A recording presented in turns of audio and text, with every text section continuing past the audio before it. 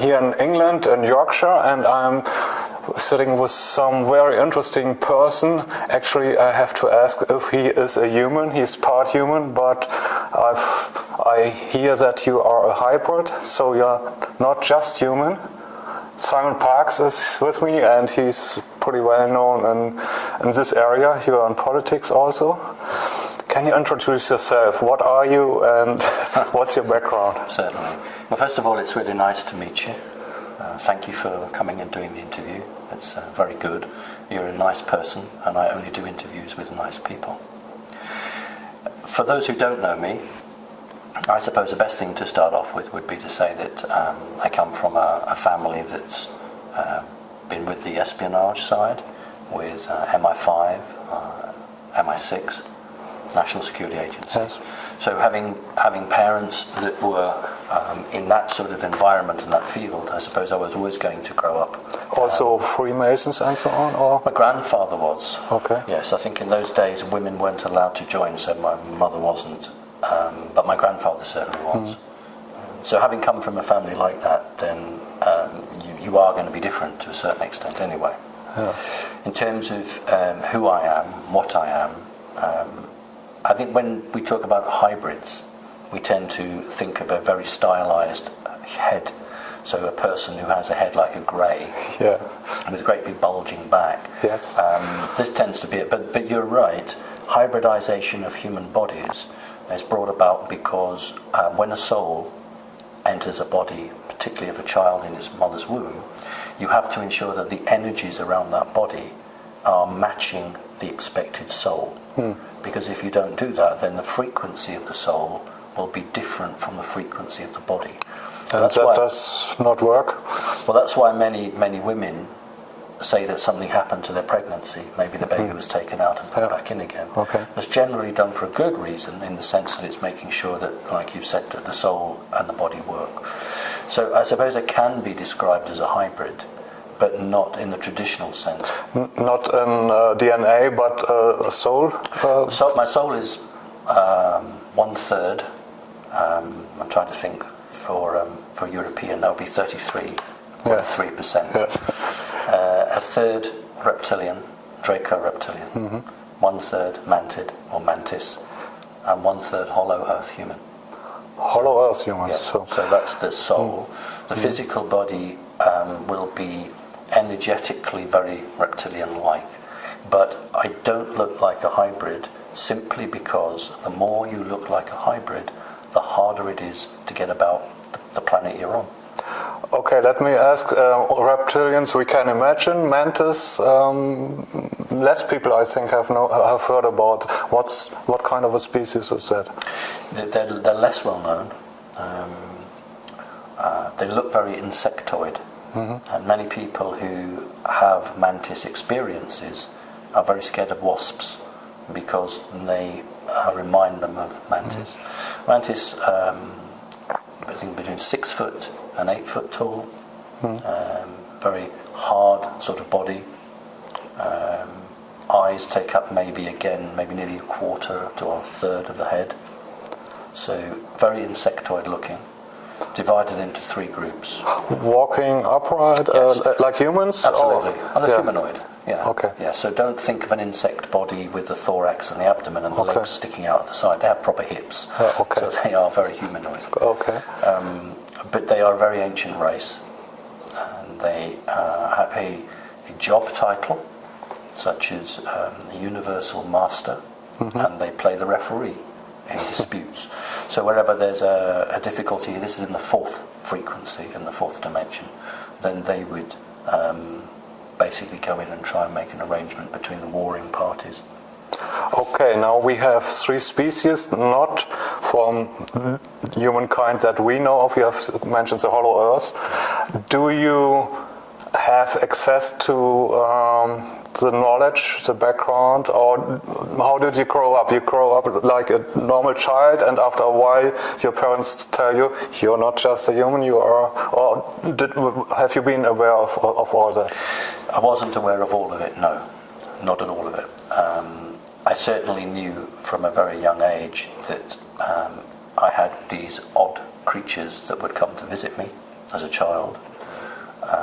I certainly knew about practicing magic because that's what we did. Mm-hmm. In the family? Yes, but not black magic. My mother was not a Satanist, so we were not allowed to have any satanic material in the house because she was against that end of it. But my grandfather was the other way. My grandfather believed in the black magic. And my grandfather, these are my biological parents, grandparents and parent, would always argue how I should be brought up. So they would have different ideas how I should be schooled and done. So, yes, interesting. I was aware of the creatures that would visit me. I would remember what had happened. I learned not to talk about it outside of the house. But, sorry when I interrupt you all the time, but there's so many questions coming up. Other kids grow up and they see monsters and parents say there are no monsters, okay. So after a while they don't see anything anymore. How has it been in your family when you say, when you saw something? Did they say, yeah, that's real? Or what my mother said was, draw it and I'll take it to my friends and show them. Mm-hmm. So I would draw it with crayons and felt pens and paper, and then she would take them into the people she worked with, and that's how it was. Do you have some of those pictures? Yes, but you didn't ask me to bring them. If you'd asked me to bring them, I'd have brought them. Maybe we get some and can insert them later, okay? Sure. Yeah. So, what are you really aware of now, or how did you learn about these species? Is it something you know, or is it something you had to learn? What Hollow Earth people are, or what I had to learn was the culture, the rules, the law for each group. But in terms of the natural situation within that group, that is my right, because that is what I am. But every group has its own etiquette, its own rules, specifically the reptilian, which is very, very into ceremony and ritual, and you cannot make a mistake in there. I remember once meeting somebody a very genuine person who had experienced the reptilians. Reptilians are very, very involved with the sword. The sword is very important to them. And one of the tests that you have to do is to throw the sword up in the air so it spins, and then as it drops, you're not allowed to go back from it. You have to catch the hilt of the sword. If you don't catch the hilt and it falls, but you don't move, that's okay. What's wrong is if you move from it. And he didn't catch the sword, and he said that was it, that was the end. It was terrible shame, great embarrassment, and he brought shame on that particular unit. And so he was out of the program. They didn't want to see him anymore. So very, very strict, no forgiving, no forgiveness at all with that particular race. Okay, now you're talking about MI5, MI6 with your family background. Stupid questions. Does everybody in this area have connections with aliens, or is it special, or is it on some level of military intelligence that you know about these things? No, I would think in any security agency, maybe only 10% to a quarter. The high ranks, or what? Not just the high ranks, what's called a need to know. Yeah. You may have a specialism in a subject. You may be somebody who understands computers really well. So they would want you on the program cracking alien communications. So you would be briefed and talked to. So it's about what you bring to the organization. So MI5, National Security Agency, will say, what do we need? What skills do we need? But no one gets the big picture, or only very few people. Yes, because if you have the big picture, then you can begin to put it together and understand what's happening, and then you become very dangerous to the organisation.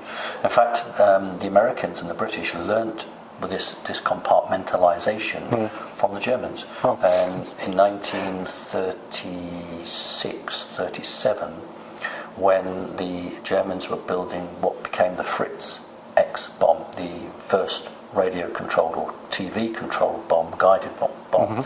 And I think the Germans sank an Italian battleship with it. The 3 German companies working on it, and because they were 3 separate Gesellschaft, what they did was They compartmentalized all the teams, so no team from one company could talk to the team of the other company, and that set the model right through to this day. So that's where it comes from. So need to know is just the English, the good impression, the short word for it, but it was invented back then. Absolutely. And nobody knew that they were building a bomb, or what? The only people who knew they were building a bomb were the people at the end of the line who actually had the device on chains, because that's how they used to do it, and have it suspended from the ceiling. But the guys who were working on the TV camera, they wouldn't necessarily know. The people on the homing device wouldn't know. It's only when you looked at the casing of the device that was obvious that it was a device, a bomb. But they had all the technology in 1936, TV and homing. Did. Yes, they certainly did. So The Germans were the greatest inventors and absolutely ahead of their game. But then they'd had back-engineered equipment that they'd had from aliens. A crash in the Black Forest, probably about between 31 and 33, but then also the channeling from the Aldebaran group, the Vril Society and Truhl Society. So they were getting help, but they were brilliant because they put it into practice. It's not easy to find out if you find a piece of technology you don't know anything about it. Well, this is what my mother did. This is my job with my mother when she worked for MI5. Her job, she received documents in German from ex-German paperclip scientists who didn't fall into the hands of the Russians, who didn't want to go to America and wanted to stay in Berlin, and what was the British quarter of Berlin. But under the new federal law, they should have been arrested and tried at Nuremberg for war crimes. But they were too important because of their knowledge. So the new West German government made them stateless, and MI5 gave them British sovereignty, managed them so that they couldn't be tried under German law. They remained in Germany.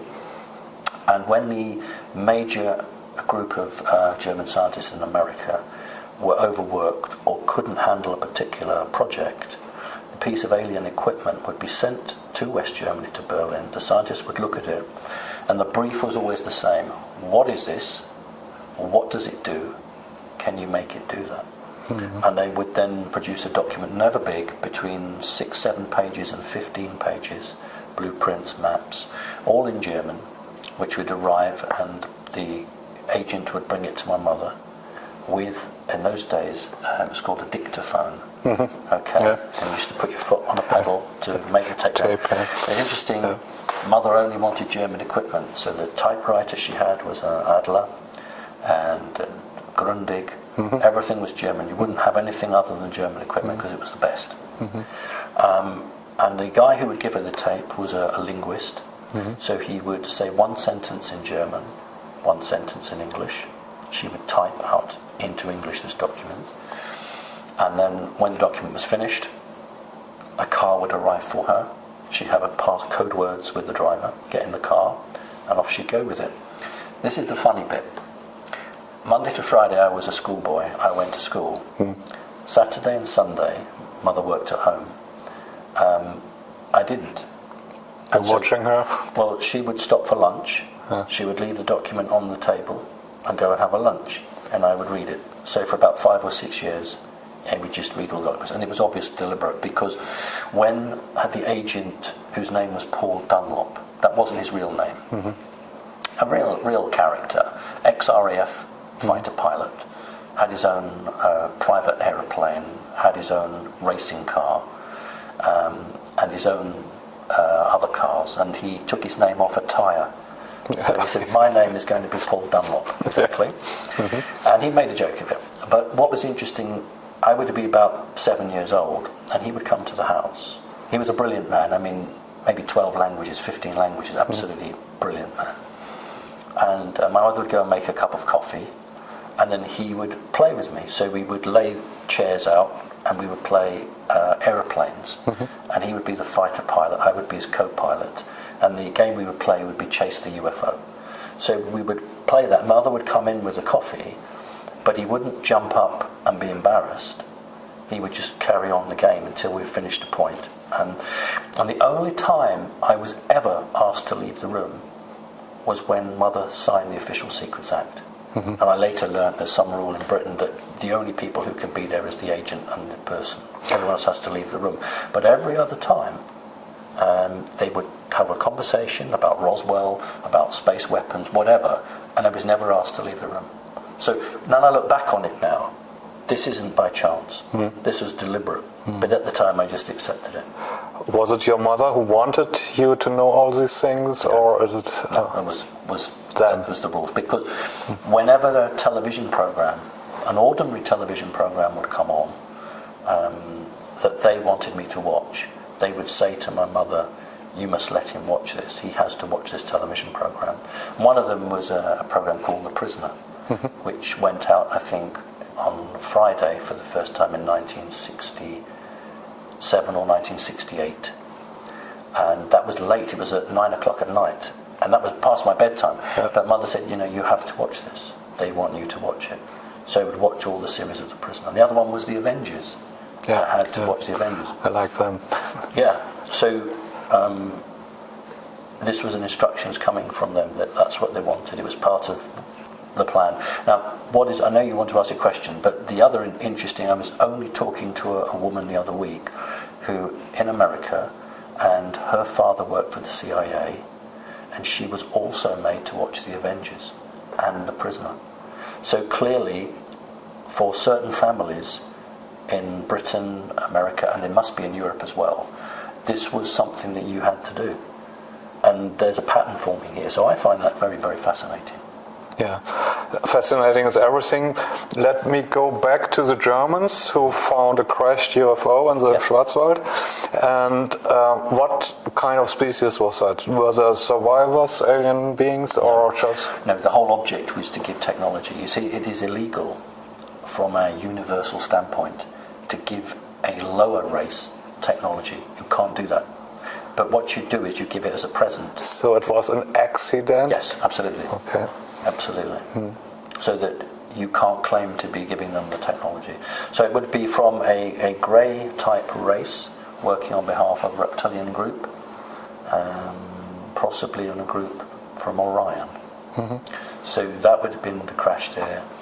But when Hitler turned against the Bushes, the Bushes family, because of the oil, no longer wanted to get the oil from them and wanted to get the oil from Russia. That's when the assistance broke from them, and that's when America got its own UFO crash, so that the books were balanced. The difference was that the Germans, when they went to the power plant, they didn't understand the concept of a bomb, but the Germans understood the concept of flight. So when they looked at the nuclear power plant in the crashed UFO, they didn't decide to make a weapon with it. They said, how can we power the craft? When the Americans looked at the power plant of the crashed UFO they said, how can we make a bomb out of it? And the reason for that was that you had Einstein, because Einstein, being Jewish, had left Germany a year or 2 years before, and he was involved in those projects. So that's why the Americans had the bomb and the Germans didn't, because they both had crashed technology, but they came at it from different angles. But the Germans couldn't make anything out of it to win the war, or because they didn't develop weapons, or because what was the reason? You've answered your own question. They didn't have energy-based weapons at that time. If you have a true flying saucer, let's use the word, if you have a true flying saucer, you can't put a three-dimensional weapon onto it. Because it would destabilise it. And they tried. They put 30mm cannon. They tried everything on them. It just won't work. But that's why they were working on microwaves. It was actually the Scottish, a man from Scotland in Great Britain, who discovered microwaves just before the beginning of the Second World War. And it was offered to the Americans as a part of the presents America was being offered to bring them in to support Britain during the war. So microwaves were discovered by the British, but the Germans were already working on a different form of microwave, and I think had they had another 2 to 3 years, they would have been able to mount some form of sound weapon in that craft. So the crafts were there, they were available, but they had no means of making an offensive capability out of them. And this is the difference. You see, the ordinary established historians don't understand. When Adolf Hitler talked about secret weapons, ordinary historians think he was referring to the V1 and the V2. He wasn't. He was referring to these wonderful machines, but they couldn't weaponize them. A lot of questions coming up.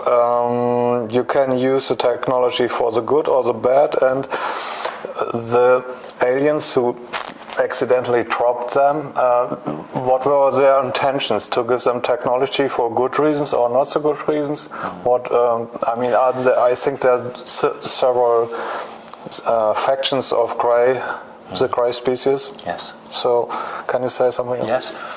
There is a group, very high alien group, very negative to humans, called the Archons. And the Archons wish to basically turn humans into robots.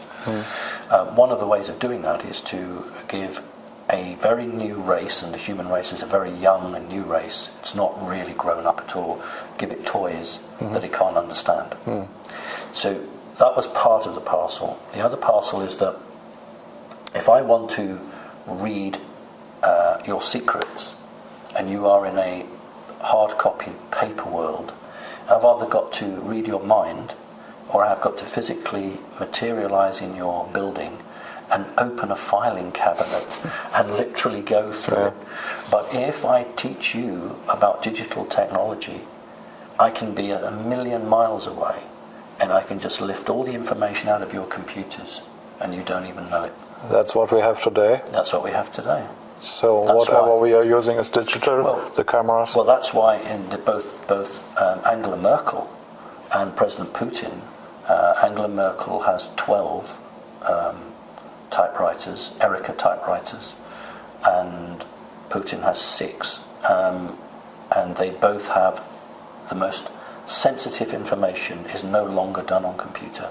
It is done on 1936 typewriters, so that they can't be read by the National Security Agency.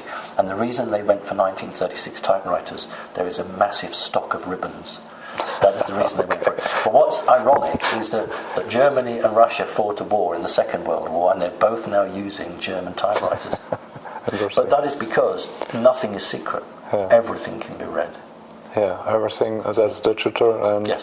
So we probably don't have an idea what can be done, because it's not only technology, but maybe there are forces that can read our mind or see what we're doing without having any bugs here. Well, there is a very interesting video on YouTube, and it might be good if you can link somehow to it. It's very famous. It's done by NASA, and it's the one where an energy beam weapon fires from Earth, and then it's an alien spacecraft takes an evasive action. I'm sure you're familiar with that. Seems like. Well, what happens is that back in those days, that was Ronald Reagan's Star Wars, that the weapon was accurate, but the software that ran that machine wasn't fast enough to cope with the weapon. Now what happens is that when in a control room somebody says fire, they read that and they're already moving away before the weapon fires. So what these major space weapons now are all automated. There's no human brain to read. Now that's why they're getting more success in hitting spacecraft now than they were 15 years ago. Because there's no human. If you're sitting in California or Atlanta, Georgia, and the weapon is 4,000 miles away, the alien piloting that craft isn't going to pick that up. Sure. So that's why they're getting them hit. So there are ways of reading people's minds, but there are ways of defending against that. But the technology, is there the danger of artificial intelligence becoming dangerous to us, like in Terminator, or there's a lot of sci-fi topics that they really go berserk or want to kill us? It's about controlling, it's not about killing. The whole object, literally, is to put a chip in everybody and control everybody. You see, 25 years ago, the top end of the negative Illuminati, wanted to destroy 3/4 of the population. Yeah. That don't need to do that anymore. That's not the plan. The plan is to put a chip in everybody, and you can control them. So the plan is very simple. It doesn't matter whether you're in Germany, in Holland, or in Britain. You see not just young people, but everybody walking around with their phone in their hand. That's what they do. Every time you go onto a major street, people have their phone in their hand. Yes. So what they'll do is they say, right, well, we'll put an application in your mobile, and now when you want to buy something, you just go up to the counter and you can touch your phone, and that does it. The plan was, this was supposed to happen 15 years ago. They've been held up. The plan was they would then say, this is a real waste of time. Why don't we just put it in your hand? Yeah. You're so used to putting your phone down to pay for your cup of coffee that you just put your hand down now. And you don't need money anymore, and so then, of course, you can control everybody, because if someone isn't... Well, exactly, because they'd say, you attended a demonstration on Tuesday against the government. Yeah. We're turning your bank account off. Yes. That was the whole plan, but they're behind. They're very cross because they're 15 years behind with their plan to do that. That's a good thing. Oh God, it is, absolutely. So we're coming from the past to the present, and of course there's many years between that and universes we can talk about. But now we are here, and there was 2012 when we thought maybe that's a year where everything is changing, and then we saw, they didn't really change. But now we see, and my impression is that things are changing. Now we have 2015, it's not 2012. Do you see a change in humanity? Are people waking up to all these things? And is that a game changer, or where does it lead? On the 21st of December 2012, there was a massive change. The problem is that most people wanted the sky to rain fire or the ground to open. Something to see, yeah. Something to see. Even in the Bible, it's God give me a sign. Yeah. God sent a flaming bush. So we are in a physical 3D world, and we expect that. No, that's not how it is. It's about energy change. And in all of the major countries, Western countries, crime has gone down since 2012. Oh. But what has happened is the vicious crime, the nasty crime, has gone up. Yeah. But the overall crime figures have gone down. And that is because good people are getting better, people average are getting good, and the bad people are getting worse. So we are going to have a division between those who clearly understand one way of life and those that cannot change.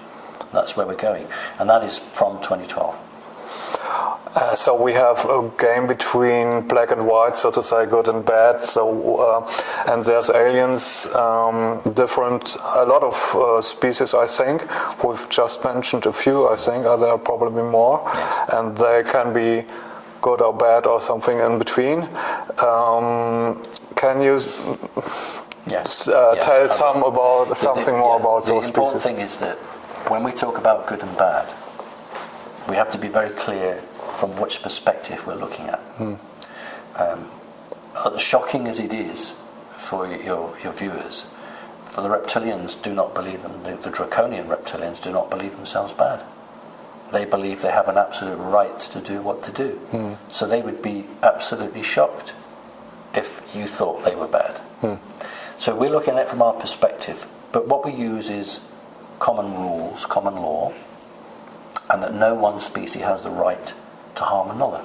That's my view. You have no right to force another one into slavery. So if we are looking at those who wish freedom, they must be good, and those that don't wish freedom, well, maybe they're bad. So we have two key players.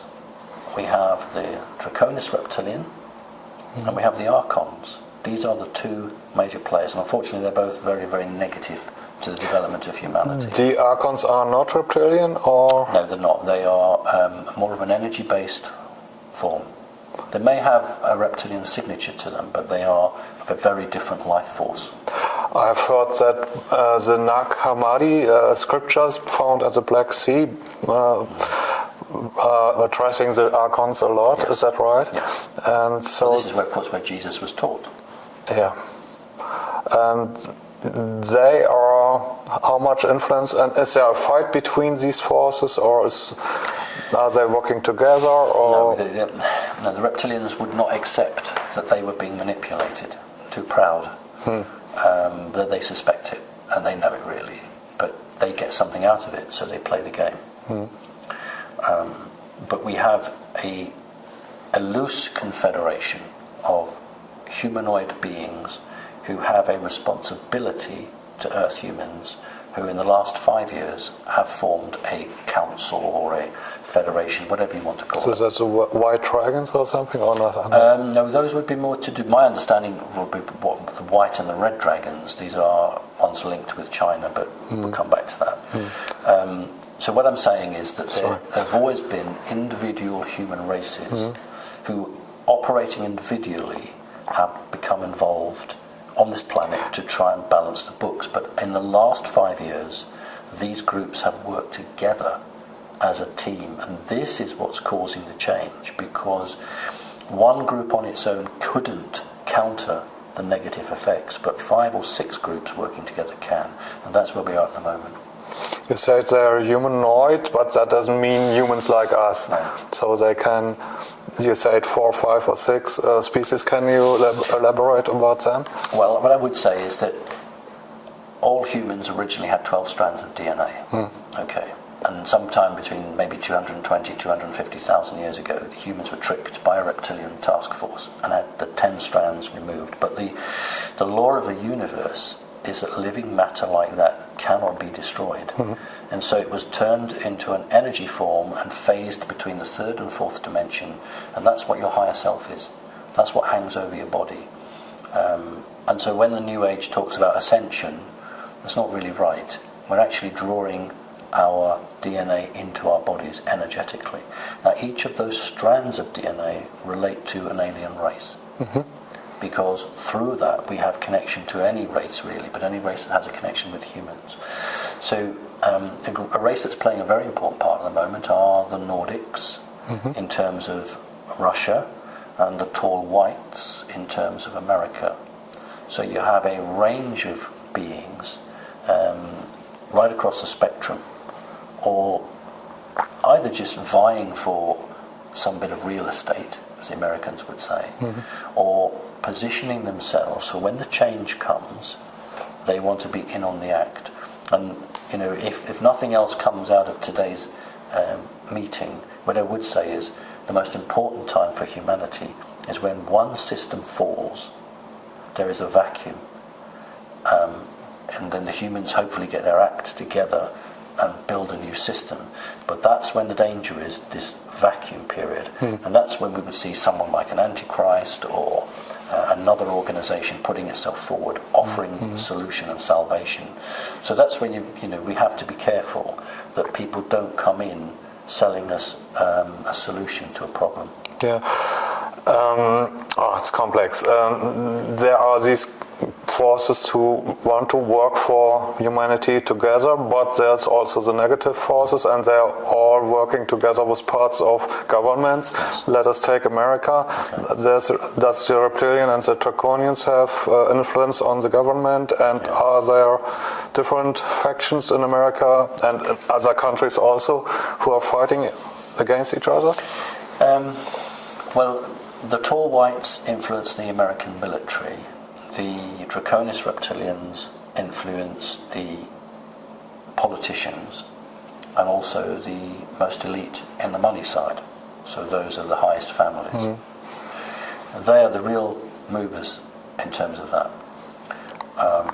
There is another race, an interesting race, we refer to them as the Anunnaki. And there are some very Anunnaki-looking creatures that associate in America. So America, unfortunately, at the moment, is very heavily led by negative off-world entities. Whereas China at the moment is 50-50. China is choosing to meet both sides, so positive and negative. But China is, of course, just interested in money, so it's playing a double game. Russia, of course, now has turned its back on the Draconis reptilians and is now just working with what we call the Nordics. The Mossad in Israel, working with some very unsavory off-world creatures. So every major country that is a major player or can claim a bloodline will actually have access somehow to one of these races. Now, if you were in dear old little Belgium or Luxembourg, you don't have access to any of that. But you might have an individual in your government who does. And so that's what these little governments, these little countries do, is they try and bring people into their government as advisors who have links. And then, of course, finally, we have the Vatican. Yeah. So the Vatican is incredibly powerful and will make decisions on behalf of governments. Talk a little bit more about the Vatican, because we think they are not just positive. Some people say there's satanic things going on in the Vatican. Is that true, or are there different factions also in the Vatican? There are different factions in the Vatican. If you have access to the future, and the Vatican certainly does. Project Looking Glass, or is that something else? Well, they have a different way of doing it. Project Looking Glass is an American military type of project. The Vatican uses more magical. But see, when I refer to magic, to me magic is not magic, magic is science. And that's how the Vatican would look on it. So they have their own methods for looking into the future. And they look at what we call timelines. Yeah. And they look to see which timeline puts the Vatican on the best possible result. So they'll look at that, and they will then decide how they need to position, who needs to win this election, who should be the Pope, who should be this. It's all designed to try and keep the Vatican in the driving seat. So all of these are key players, but within that there are people who say, maybe we're on the losing side, so maybe we should try and make friends. Now, that's not actually making friends for the right reason, but it's making it for the wrong reason. But I suppose as long as the hands of the clock are still 1 minute to midnight, somebody could make a change. So that's where we are at the moment. People are deciding before midnight strikes which side of the fence are they on. And this time is now, or in the future? Well, I think the next 2.5 years. Yes. 2.5 years, 2017 really. And you said there are timelines, so that is of course complicated because there can different futures. And are they fixed or are they changing? I mean, there are sci-fi movies who are dealing with timelines, and you see it's mind-boggling because there's lots of possibilities. And is it true that we can change into another timeline? We are on a timeline now that is positive. And we've been on that maybe for 15 years. Several attempts to take us off this timeline have been made without success. So we are on a fixed timeline which is generally positive for humanity. And this is one of the reasons that anyone who's negative might want to leave the planet, because it's not the home for them in the future. You say 2017. Can you say what's happening from now, 2015, in the next couple of years? Yes, is there war, or is there? To a certain extent. Well, there have been, in the last 7 years, there have been 3 attempts to start a Third World War. Each time it's been prevented. Sometimes it's been the attempt for a nuclear bomb. Sometimes it's been provocative actions. Maybe your listeners will remember some years ago a Russian submarine called the Minsk sank. Well, the Americans got to it first because it was in very deep water. Kursk, that was it. Right. Kursk, So, yes. Okay. Yeah. I'm thinking. I thought the Minsk, Kursk. The Americans got it first. And 3 nuclear warheads were missing. The Americans made off with 3 nuclear warheads. That's why they sent the Americans were the only ones that had a robotic submarine that could go to that depth. And there was an attempt within the last 3 years to try to detonate one of those warheads. Very clever, because there would not be a lie to say a Russian bomb has exploded. Do you see how that works energetically? Yeah. There's been a Russian bomb, a nuclear bomb, and then the media would just immediately assume that has been launched by the Russians. Well, it wouldn't So be. that was one time. There have been several other times. There's very well documented that the Prime Minister, the President, I can't remember, of Israel, ordered his Chief of Staff and the Chief of the Air Force to attack Iran. And they refused point blank, which is the very first time in Israel's history that any senior general has refused an order from a legitimate civilian government. But they knew it would create a third world war, and that was the whole plan of it. So there have been many attempts, and over the last 6 weeks, America and Britain have attempted to create another war with Russia, which hasn't occurred. So we are in difficult times, but we're on a positive timeline. So I don't envisage a catastrophic war at all. But you say 2017 is a year where everything changes and then there's a vacuum because negative beings are leaving the earth, or how can we imagine that? Okay. Well, things are already changing. In every country, it is becoming harder and harder for an elected government to lie to its people. Yeah. Harder and harder. Yeah. Human consciousness has expanded so greatly that nearly everything is seen and known.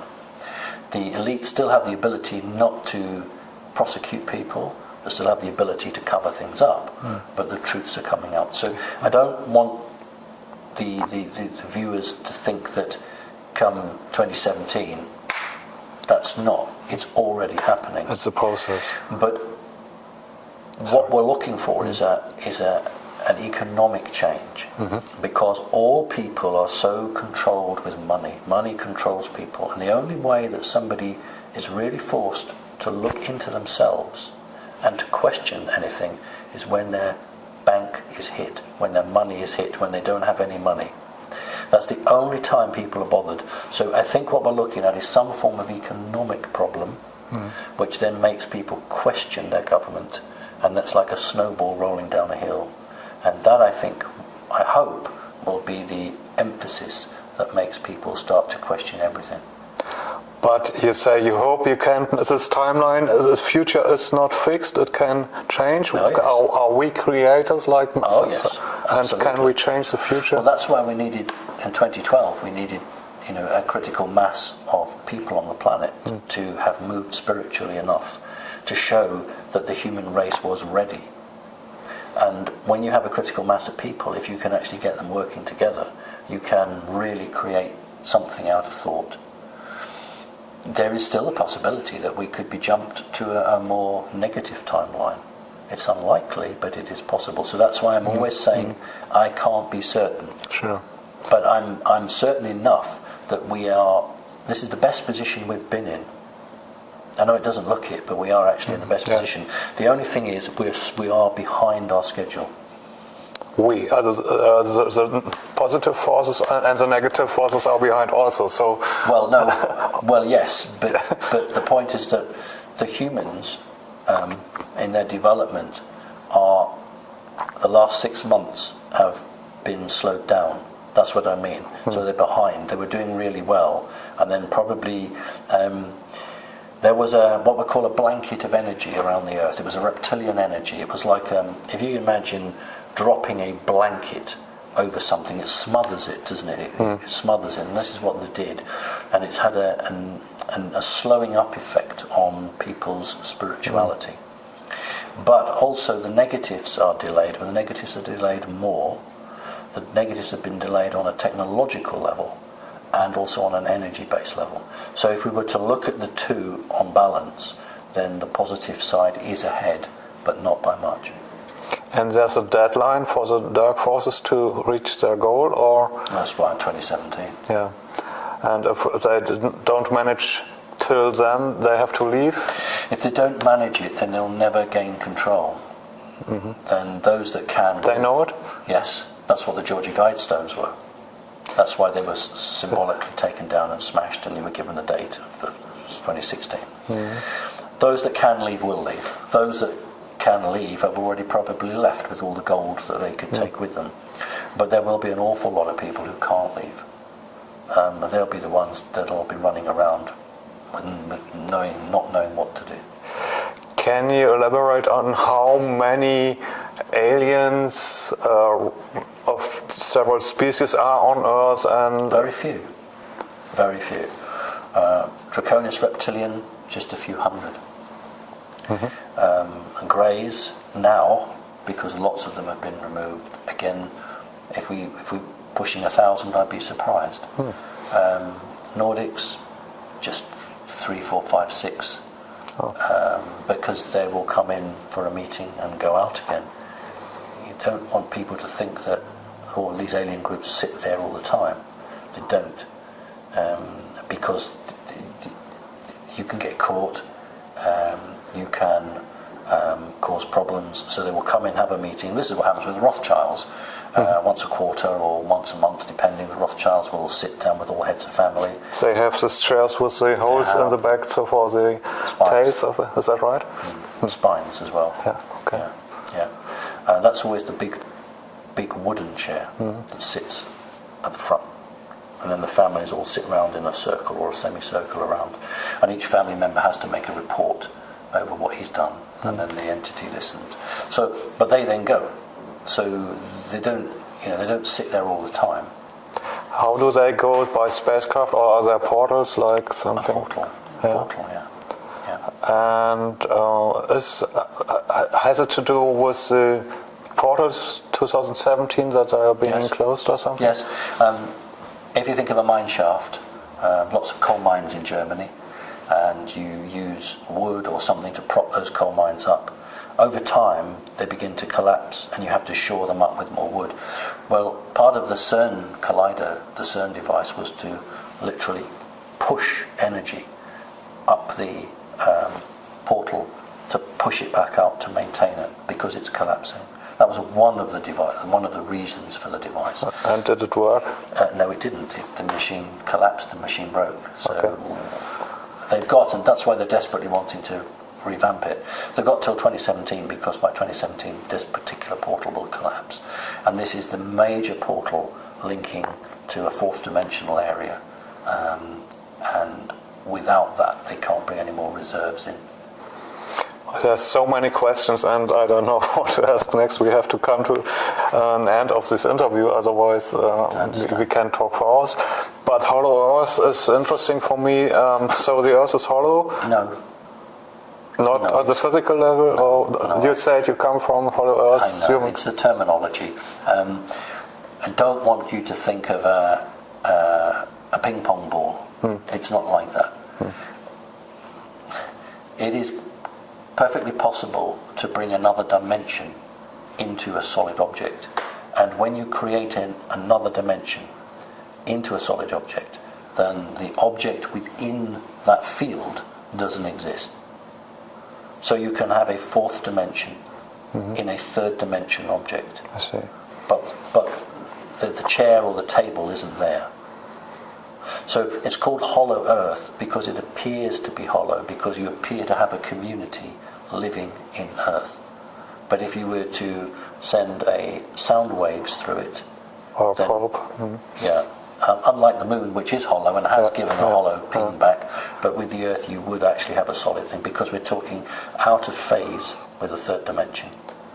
Will we have access to higher dimensions in the future? When every human regains his or her 12 strands of DNA. People think that this is what they're about, this is what humans are about. This is not what humans are about. When humans connect with their 12 strands of DNA, they will learn what being human is. We won't need the internet because we'll have telepathy. All humans originally had telepathy. Telekinesis, the ability to move objects around, that's normal for humans with 12 strands. But you see, a human with 2 strands of physical DNA, which is what we have on this planet, you are intelligent enough to work, but you're not intelligent enough to think yourself out of prison. That's a slave system. This is why we only have 2 strands of DNA. But when we reconnect, energy-wise, we will be able to create a reality. And the best way I can describe it is like that. You create a reality here, and the denseness is incapable of reaching your thought, because you have created another way beyond the thought processes of this entity. And that is the only way humans will become free, because they will change their reality. They will change their way they are. On a physical way, it's like if you go to get the bus at 9 o'clock in the morning, and you think, right, I'm going to go at 5 to 9 in the morning. So that's a physical, but on an energy way, you can change how you are. And that is what will happen. Because other than that, we will not be able to outthink these creatures who are vastly superior intellectually to us. Is there anything that we, our audience, can do now to change the game for themselves, to remember what we really are, or is there any advice for our audience? It's difficult, because humans generally always want an organisation to come in and save them. Yeah. And I always make the joke about the 7th Cavalry, they blow the bugle and the 7th Cavalry gallops to the rescue. Yeah. And all throughout, on a serious note here, all throughout Earth's history, people have looked for a saviour. And this is wrong. Because people need to look to themselves. So I say to people, trust yourself. When you see somebody, ask yourself, is he or she real? Are they genuine? Is what they're saying, does it sound good for me? That's the way to be. Now, I don't believe in fear, and I don't believe in making people scared. So that's not what it's about. But what people can do is take reasonable precautions. There may be some disruptions in the 2 years to come. There's no harm in having 2 or 3 weeks worth of bottled water. There's no harm in having 2 or 3 weeks worth of tinned food. And if you have a cat or a dog, bring some of that in. Have a method for cooking, gas canisters. But it's not about starvation. It's about disruptions, maybe to power supply, maybe rationing of fuel for motor cars. So that's how we can prepare on a physical level. On an energetic level, find other people like yourself, find groups, because at some point the internet will be taken down. Not forever, but for a period of time. So establish contact now with groups, and form meditation groups, send healing to different places. If you think that there's a political leader who is under pressure, send some good work to him or her. So actively take the fight to the enemy. Now that's where we are now. But if a person doesn't want to do that, doesn't want to put their head above the parapet, as we say in England, that's fine, I fully understand that. There's other things they can do. They could do some research, or they could support their friends. So everyone who's good should do what they can to help others. And that's the difference between serving yourself and serving the wider population. So what I'd say to people is, don't panic, trust yourself, and if you can help the human population, please do so. So that's a nice ending of our interview. Of course, we could talk for hours, like I said before, but there's a lot of interviews around on the internet with you, and Henning Witte will do some with you, and it's very interesting. It's been great to talk to you, and I hope our audience will make something out of it. And thank you for the insight. Pleasure. Thank you.